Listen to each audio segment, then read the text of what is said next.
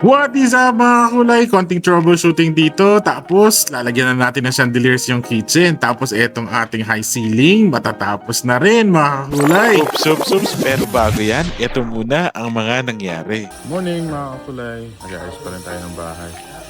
Ito sila Ron. Ron, saan punta niya?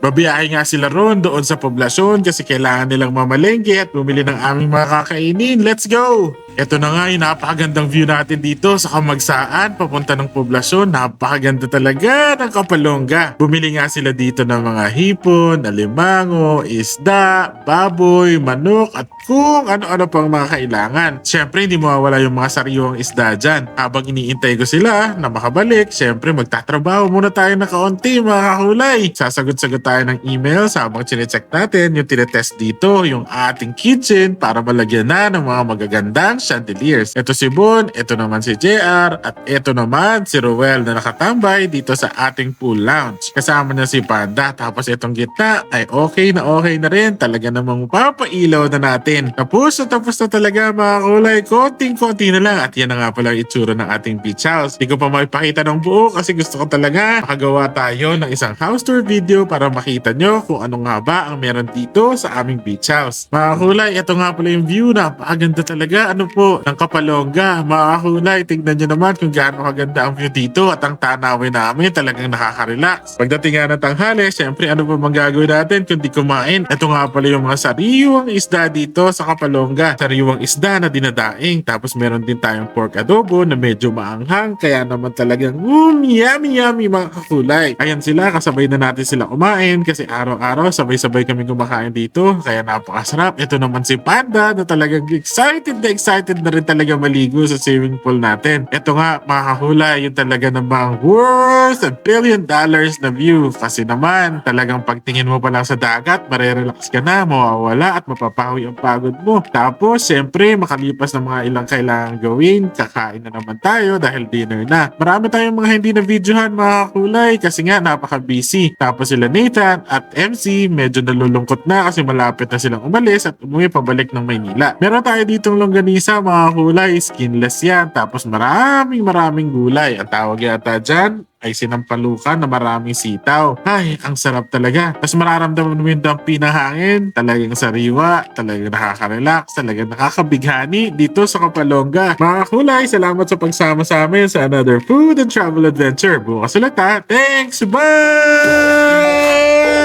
Andito na, Boss B. Laging na street, walang pa. Boss B. Boom, walang takalo pa. Boss B. Tatak mo'y dala.